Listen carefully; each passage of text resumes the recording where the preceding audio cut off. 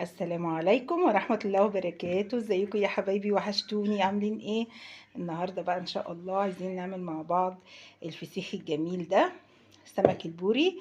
انا جايباه النهاردة، وطبعا هنغسله ونخليه زي الفل، وبعد كده نبدأ ان شاء الله نقول هنعمل فيه ايه. يلا بينا نصلي على الرسول. اللهم صل وسلم وبارك على سيدنا محمد وعلى آله وصحبه وسلم. طبعا بقى غسلناه ما شاء الله، خليناه زي الفل، وغسلناه كمان من الخياشيم. لازم الخياشيم دي تتغسل كويس. شايفين ما شاء الله حمرا وجميلة ازاي ونضيفة وزي الفل. هنعمل فيها ايه بقى؟ هنمسكها من هنا من ديلها كده، ونربطها بالرباط ده، ونربط كله جنب بعضه حبل، ونروح بإذن الله على حاجة عندنا ونقوم معلقينه لحد فوق الحوض طبعا، لحد ما دمه كله يصفى وينزل، وما يبقاش فيه دم خالص، وما يبقاش فيه مية خالص، وينشف خالص. هنشوفه طبعا بخطواته، ونشوف بعد كده هنعمل فيه ايه ان شاء الله.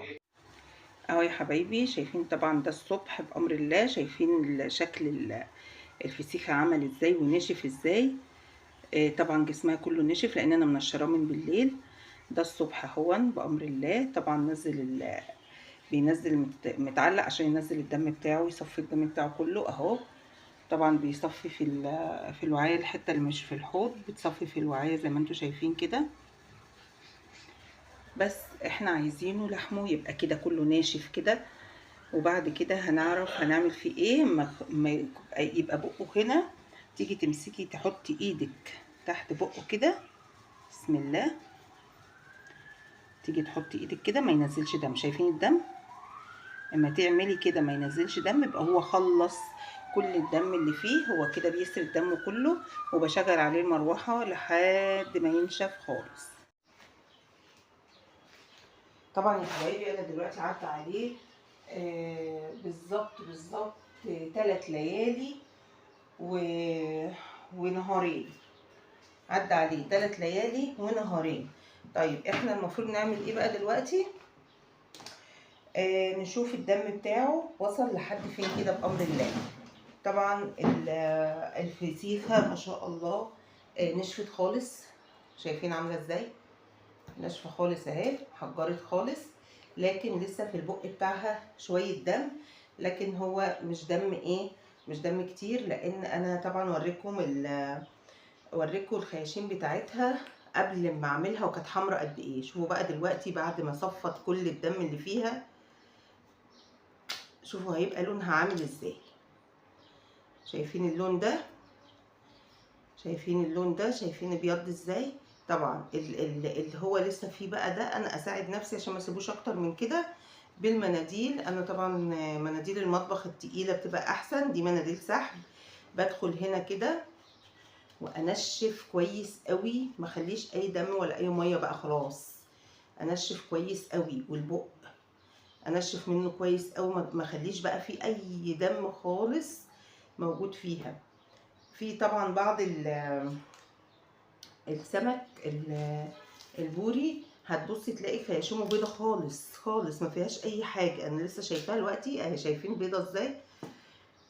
الحته اللي هتلاقيها بامبي هي دي بس السبب في نزوله من بقها اهي، ابيضت اهي، كله بيض. انا طبعا هعمل ايه دلوقتي؟ انا هدخل المناديل جوه الخياشيم وانشفها كويس قوي، ما اخليش فيها اي دم، والبق وبس. لكن الجسم كله خلاص نشف خالص اهو، مفيش، ما عادش فيه خالص، نشف. لاني طبعا بالليل بولع عليه المروحه، لان طبعا الدنيا ساقعه، فبقفل باب المطبخ واقوم حاطه مشغله المروحه عليه، وبالنهار بطفيها وهو برضو موجود في المكان. طبعا حاولي ان انت تحطيه في مكان مفيش عندك له استخدام، علشان لما يقعد يومين ولا حاجه ما تبقيش انت متعطله في حاجه.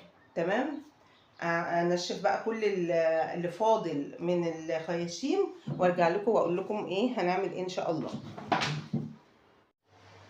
انا قلت اخر واحده اوريكم انا بعملها ازاي. بسم الله الرحمن الرحيم. انا بجيب المناديل كده وبقوم فاتحه الخياشيم دي، واقوم مدخله المناديل جوه هنا كده. طبعا هو جمد يا جماعه لانه قعد فتره كبيره، واقوم جايه معصره كده اهو. لو انتوا شايفينها اهي معصره، اي حاجه بتنزل بقى ايه زياده بتنزل من البق، شايفين.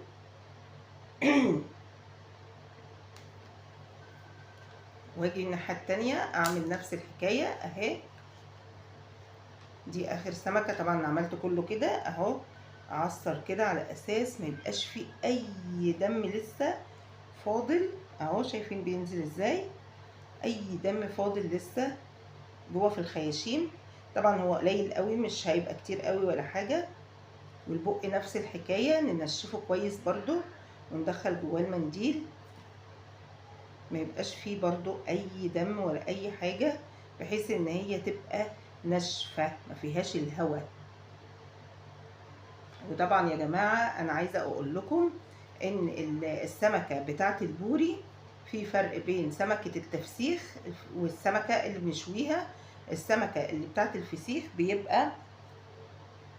بتبقى مبططه كده، طبعا نجيبها ظهرها ملحم، ما تبقاش رفيعه، وتبقى يعني مش مليانه لحم. شايفين دي ما شاء الله، شايفين دي عامله ازاي ما شاء الله.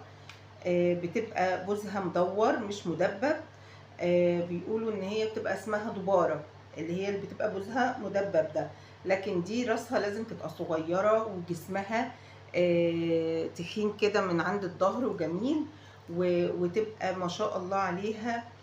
اللهم صل وسلم وبارك على سيدنا محمد. طبعا احنا كده عملنا كل الفسيخ، نشفناه كله، وتبقى الراس بتاعتها كده، ما تبقاش تحس انها مدببه كده. دلوقتي بقى نبدا ان احنا نعمل له مساج، نضغط كده على السلسله بتاعه الظهر وكده على ظهرها، بحيث ان هي بقى ايه نطريها شويه من النشوفيه اللي بقت فيها.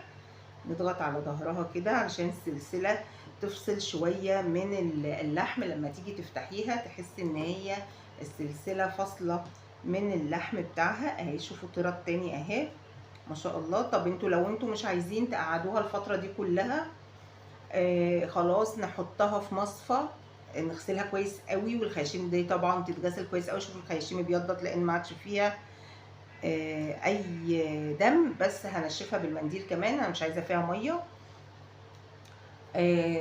طبعا نبدا ان احنا نغسله كويس قوي، نغسل خياشيمه ونغسل بقه كويس قوي، ونحطه في مصفى على بطنه كده، وبوزه يبقى طالع كده نازل لتحت والسمكه لفوق. ونحطه في التلاجة تحت المصفى طبق طبعا عشان الدم ينزل فيها، ونحطه في التلاجة ليله او ليلتين، وبعدين نجيبه نعمله زي ما انتوا شايفين ان احنا عملنا كده. لو انتوا مش عايزين تنشروه تمام. طبعا التنشير احنا خلصنا منه، دلوقتي احنا ندلك السمكه زي ما انتوا شايفين كده.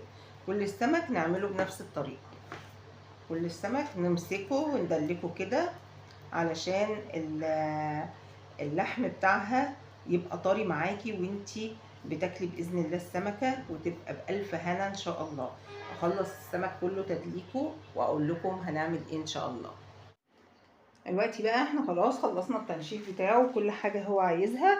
نبدا ان احنا بقى نحط الكركم. عندنا حوالي نص كيلو كده ملح خشن. طبعا انتوا عارفين ملح الخشن هو حبيب الفسيخ، عشان مهما نكتر منه ما بيأثرش فيه في الحدوقيه قوي. احنا عندنا هنا بسم الله ادي معلقه، وفيه برضو يعني حوالي نص معلقه كده كمان هنحطها معاه ان شاء الله. بس هما ده كركم وده كركم، بس هما لونين مختلفين شويه، واحد غامق وواحد فاتح. هنقلبه كويس وهنحط عليه برضو شطه. طبعا الشطه ما احناش هنحطها علشان نحدق، لا احنا بس هنحطها علشان ماده حافظه. هنحط كده حوالي معلقه ممسوحه من الشطه بسم الله الرحمن الرحيم، ونقلبها كويس قوي في الملح. في ممكن نحط زيت وممكن ما نحطش، بس انا بحب طبعا احط زيت زي ما حطيت في السردين، بس انا مش عايزه احط الزيت لسبب ان طبعا لسه بدري على شم النسيم، وانا لو حطيته طبعا هو بياخد اسبوعين تخليل. بعد الاسبوعين بنشيله من الميه بقى بتاعته الحدقه عشان ما يحدقش زياده، وبناخده في كيس تاني وبنحطه في الفريزر عشان نحفظه ليوم شم النسيم بامر الله. فانا مش عايزه الزيت اما بيدخل الفريزر بحسه فيه زناخه شويه، فانا مش عايزه ده. لكن لو انت هتاكليه بسرعه بعد ما هتخلليه فورا بعد التخليل ممكن تحطي الزيت اللي انت عايزاه. كده بقى احنا هنحطه في وعاء واسعه شويه عشان نعرف نعمله. كده بقى عايزين نعمل ايه؟ نحط الملح في الخياشيم. بسم الله الرحمن الرحيم. نعبي الخياشيم بأمر الله ملح كويس قوي، لان الخياشيم دي هي اللي بتوصل لجسم الفسيخه.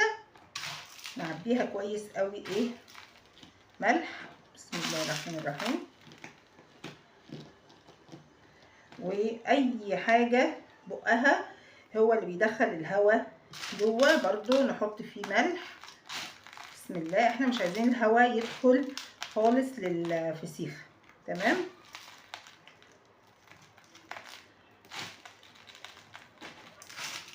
كده احنا ظبطنا الفسيخه كلها بالملح.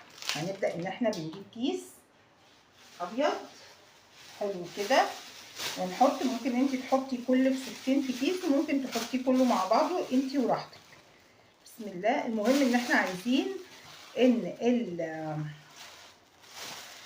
عايزين كل الفسيخ يبقى الميه اللي ينزلها يبقى متشبع بيها. تمام كده. نجيب واحده تانية ونعملها بنفس الطريقه. نفتح الخياشيم ونعبيها بالملح والشطه. بسم الله. والكركم. طبعا الكركم برضو ماده حافظه يا جماعه وبيصفر كده الفسيخه وبيخليها حلوه كده وشكلها جميل. بسم الله.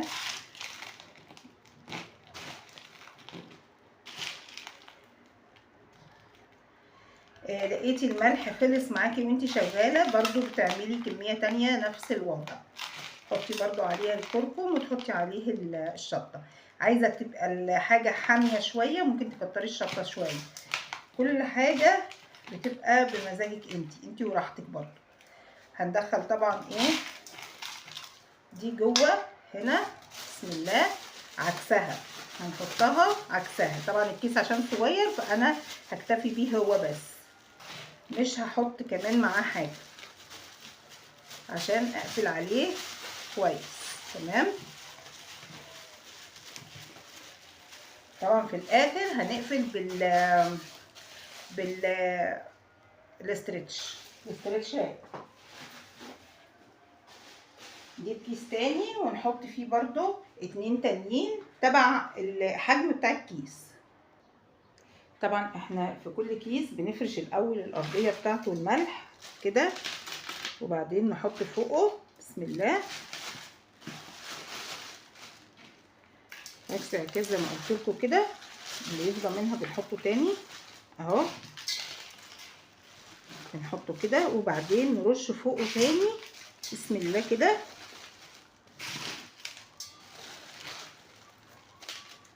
ونقوم حاطين. انا بحب احط برضو ورق لورا طبعا كلنا عارفينه علشان الريحه وعلشان هو ماده حافظه برضو.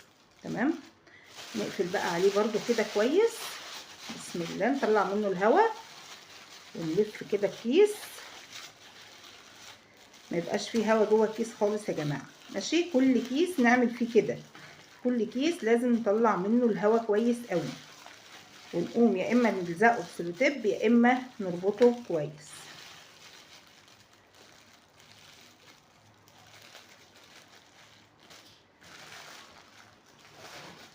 طبعا الكيس التاني احنا مكناش حاطينه فيه مرشيناش فوقه لسه اهو. ده كده واخد 3.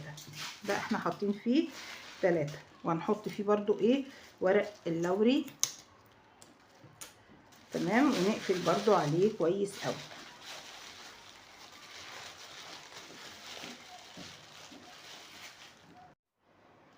كده بقى احنا خلصنا كله. هنبدأ بقى ان احنا بسم الله الرحمن الرحيم هنبدأ فردنا الاسترتش راب ونبدأ نحط الكيس بتاعة الفسيخ كده. نرصصها في كيس كمان. بسم الله اهي. كل ده يا جماعة علشان نمنع الهواء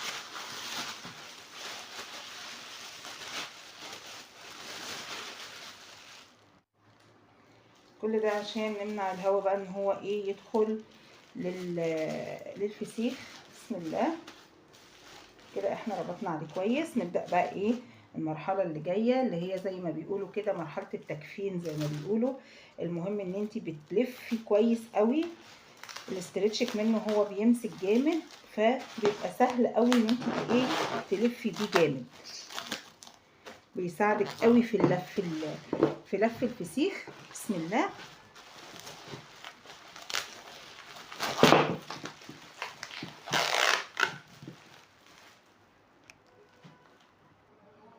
كده بقى احنا لفينا من الناحية دي، نبدأ نلف من الناحية التانية.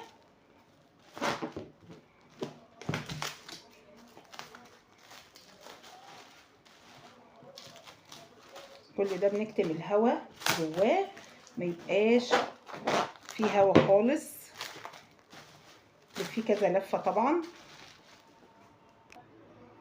ودي كانت اخر لفة، الرابعة والاخيرة. بسم الله. كده خلاص تمام، كله تمام تمام. نجيب القارب. بسم الله. انا كنت عامله فيه قبل كده، حتى كنت كاتبه عليه التاريخ اهو. بسم الله. ونحطه فيه كده زي ما انتم شايفين كده. طبعا احنا كده حاطينه. بعد 4 ايام مثلا او 5 ايام هنقوم قلبينه الناحيه التانية، او كل 3 ايام نقلبه الناحيه التانية.